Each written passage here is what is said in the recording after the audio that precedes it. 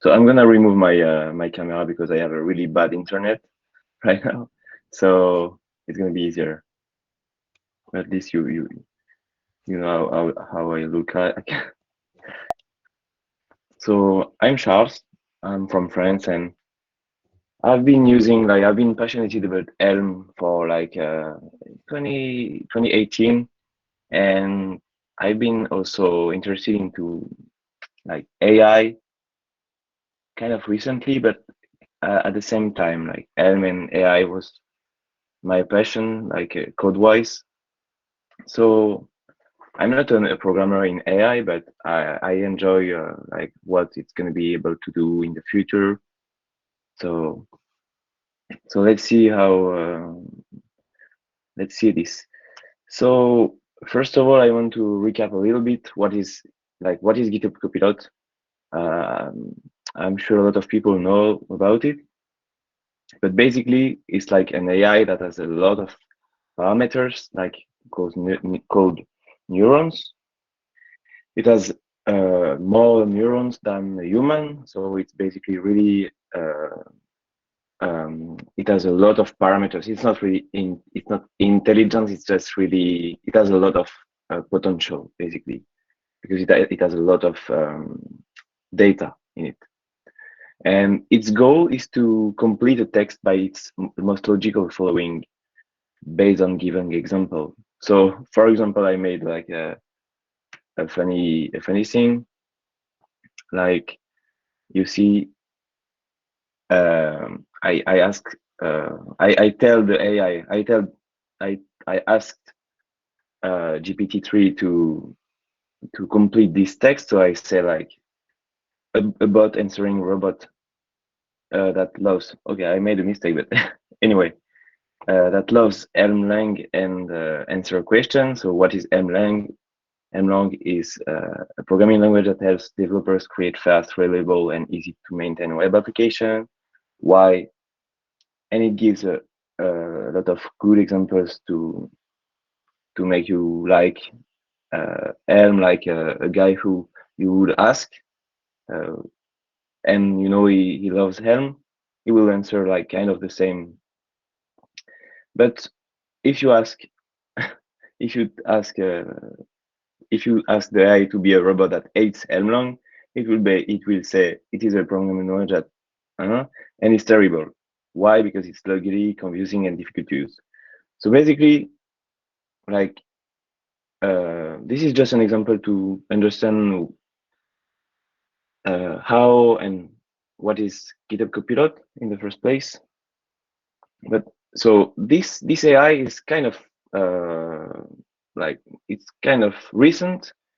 It has been beta test for a year and a half, and after some months, some people wanted to test to see if it would be able to complete code, basically.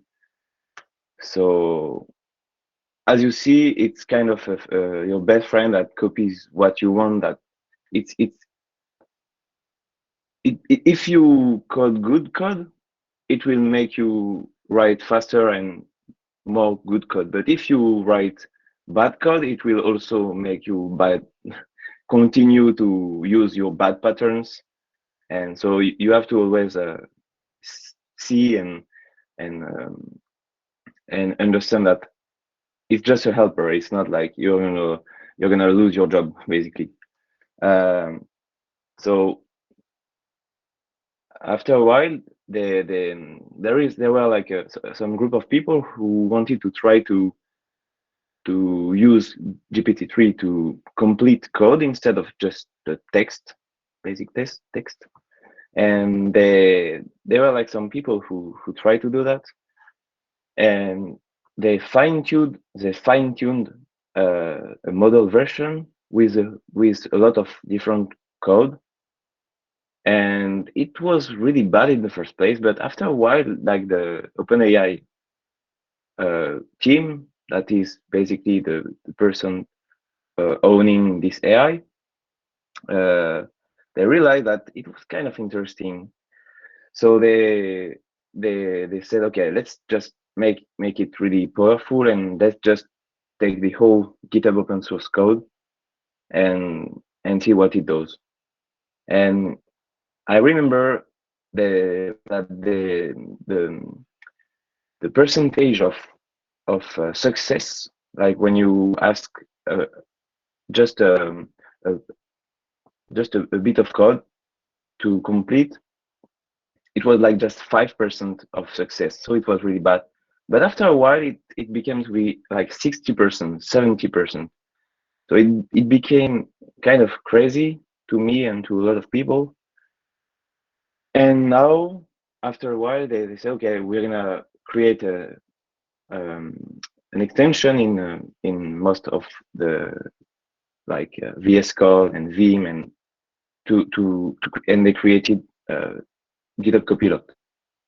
So GitHub Copilot is kind of good when you know how to use it. So because it is good for repetitive tasks, for like translations, for suggestions for error messages.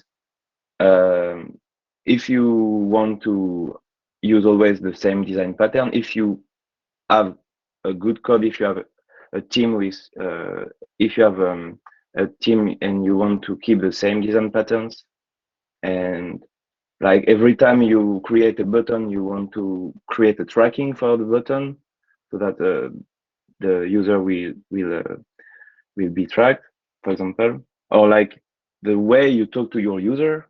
So, for example, if your application is kind of nice to the user, it's not really it's a fun app.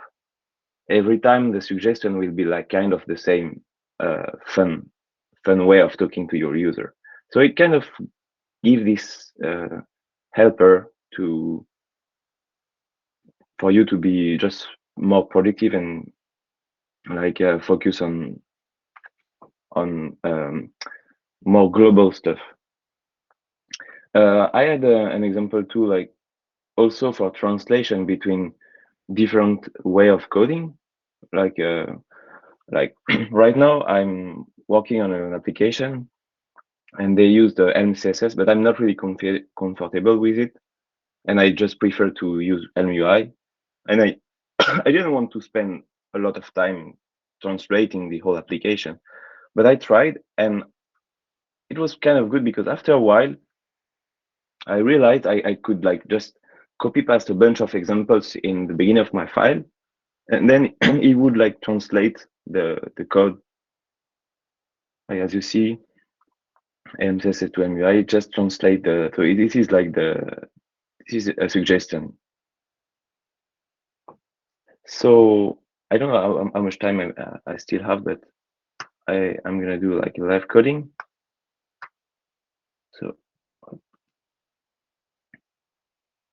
So I want to show you pretty fast. So I have a new Lambda app, and my goal is just to create a little card game. Okay, I'm gonna go here, and I'm gonna say, okay, so what is a card? So a card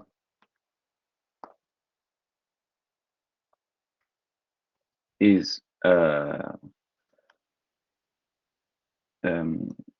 card is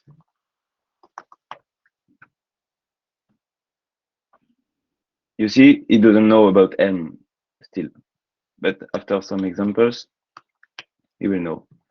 So it has a color that is a type color, I mean, card color, and it has a value that is a card value, right? So I want to I'm gonna create the card color, which is sorry, diamond art spade club. Nice. And card value, yes, exactly. I don't know why there is no line, but it's just. And my goal is just to be able to display an unshuffled deck of cards. So unshuffled take off card.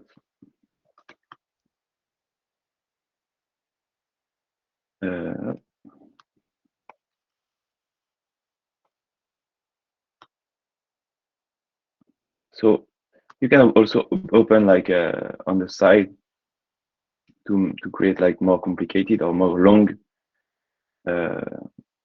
solutions. So it's good, but I'd rather, yes, this is better. Like this seems to be what I want, and I'm just gonna complete, yes. And now I want to display it. So display card, yes. Actually, I want to use, so also I want to know what I want is to, yeah, display card, yes. So just card to string. So yes, that's pretty nice. But what I want to also show you is that it's nice to be able to translate. So for example, if I say I want to I want to be able to just see the the the card in French because I'm French and I want to create just a debugger in French, or like I just want to have my code in English, but I want the button and everything in French. So I'm gonna put like Caro because it is a name in French, and it will automatically translate the the thing. And I just want to be sure that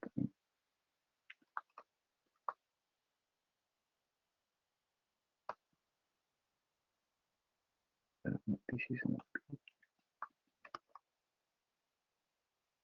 okay.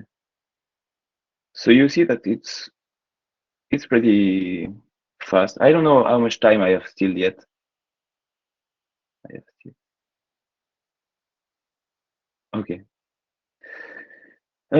So I have um, I have my list of cards. I want to be able to just display them. So I'm gonna create a function display card. Okay, no display. Yes. So this, yeah, display card is,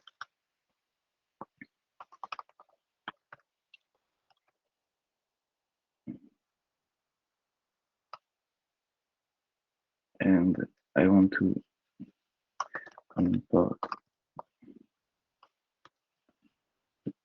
to that, and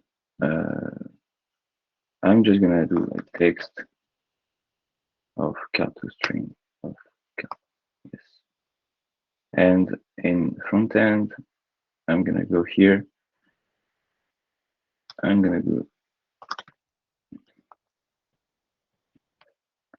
of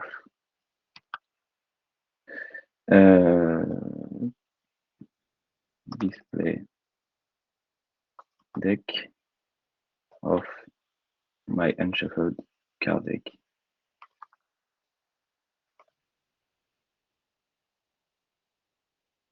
Up,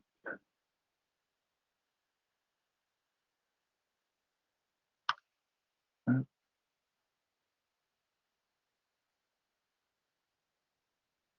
and up.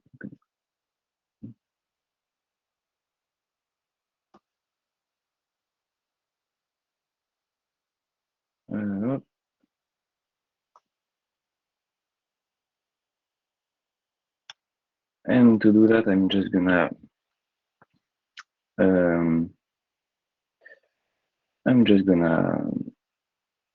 do a column where I'm gonna use display card,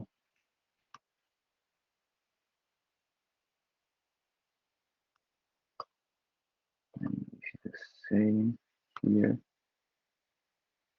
and it wants a card. So I need to do, yeah, obviously I need to unshuffle later card. Wait, what did I do wrong?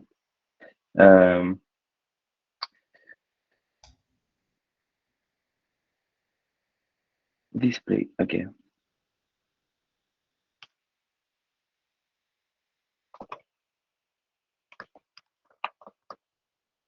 Okay. And here it is. So it didn't like it kind of helped me for some stuff, and after a while I don't like see suggestion that I don't need, and I know that in the future there will be even more crazy use cases, um, and also it's nice to for a lot of other stuff that I didn't say, but and also this robot I used I made it with the same AI, so it's just instead of completing the text, it completes. I mean, it completes also the text, but it's just like just an image basically. So yeah, I think it's not really useful to go further, but you get the thing. So if you have questions, Thank you. Thank you for the presentation, Sean. you're welcome.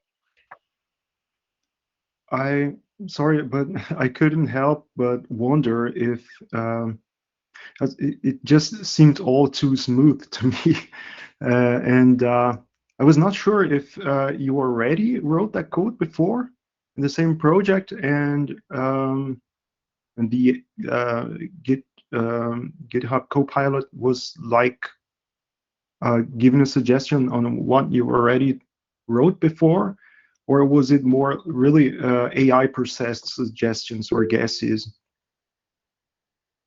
Okay, so basically, as you can see, I don't know if you saw, but like if I remove, like, I don't know, if I remove this, okay, and I try to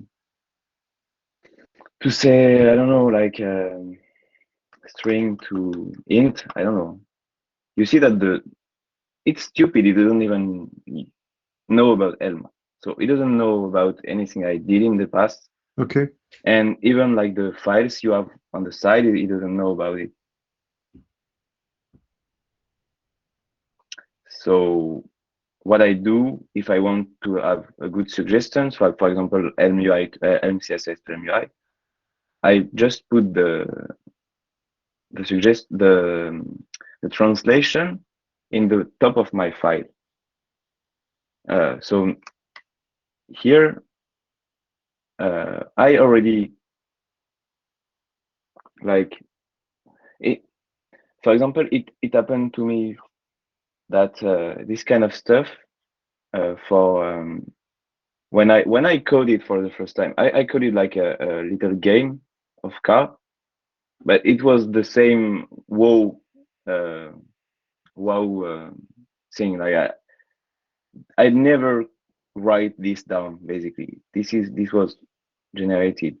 Okay. Uh, Also, yeah, does that answer your question? Yes. Thank you. Good, no problem. Yeah. Hey, so I'm wondering what you think about like the um kind of fork in the road between like machine learning and um like guaranteed correct type systems, and how like uh will those things remain separate, or will they work together, or will kind of more typed languages, because like I think a lot of the people using Copilot are like in the JS web dev world. I think that's like a pretty big place where that's used. So like, will those two things remain separate? Will things like Copilot in the future start to use more knowledge of type safety so they can actually like understand things about your program and what is a valid program? Or will there be like a new breed of tools that will use specific knowledge of your program to give you suggestions based on more things that it understands are possible, with like more guardrails rather than just sort of machine learning in a less constrained space? I'm not really sure, but uh, I would say that it's just the beginning, basically. And I really love to be able to generate code in Elm because it compiles. And so if it doesn't compile, like I know that it doesn't work.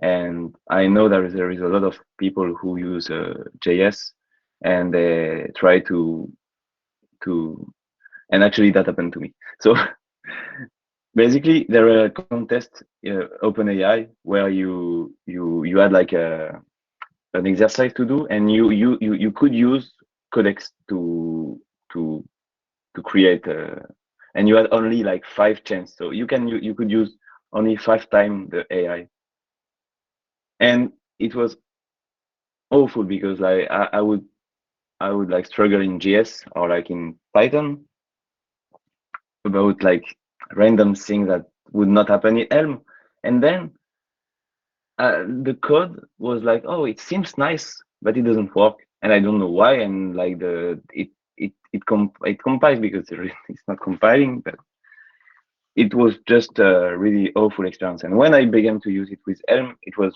a lot more cool because the compiling stuff helps a lot. Nice. Yeah, that's a great point. Thank you.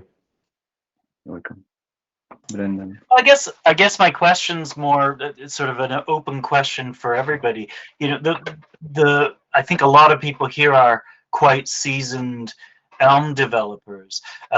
I'm looking at this. It seems to me like it would be great for the kind of developer who's at the stage of their career where they're still going and looking for and copying and pasting solutions into their code, and that this really cuts out that research phase. It suggests to you what you can cut and paste into your code out of other people's published code, right?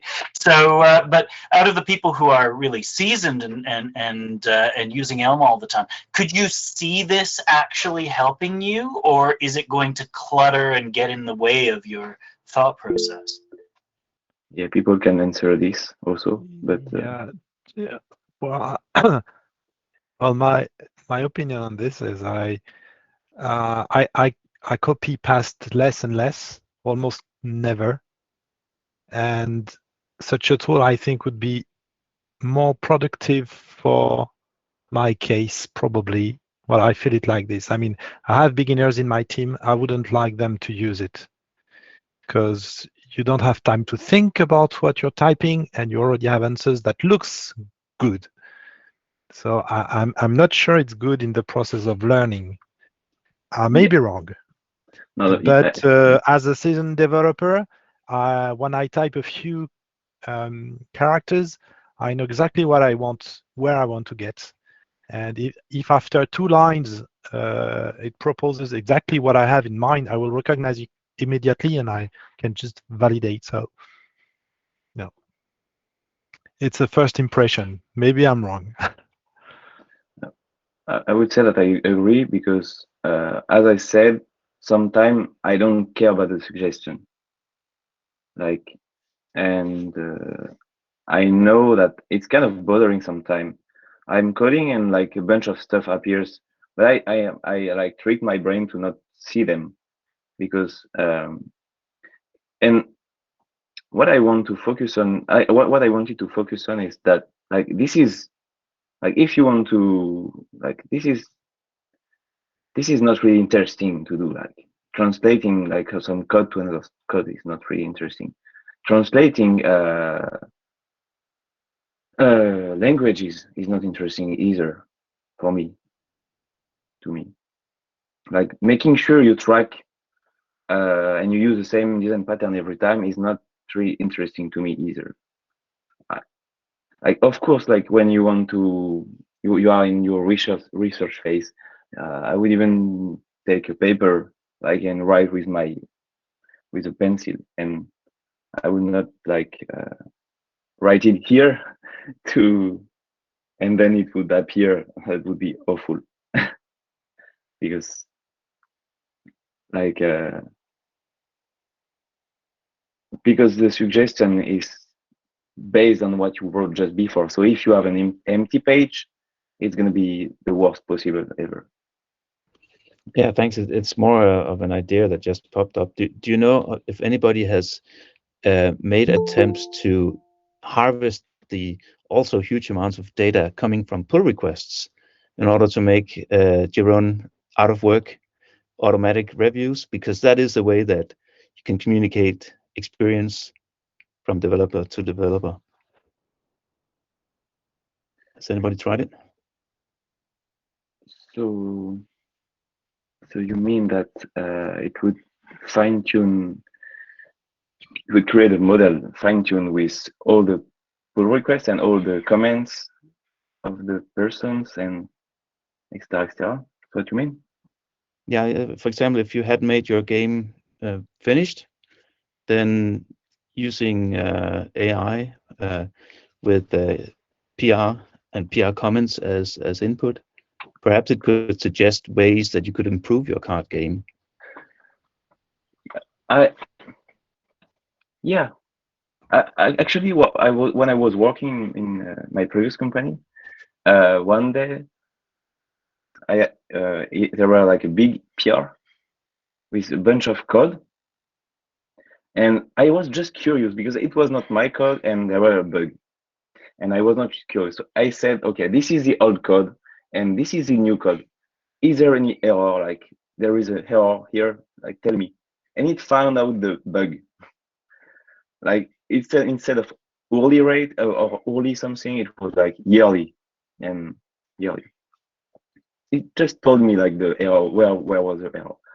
So I think that yes, and in the future, it's gonna be. I think we should. I mean, I'm gonna be. I know that I'm gonna try to always be know where this goes because I'm kind of scared at the same time. Thank you too. Thank you.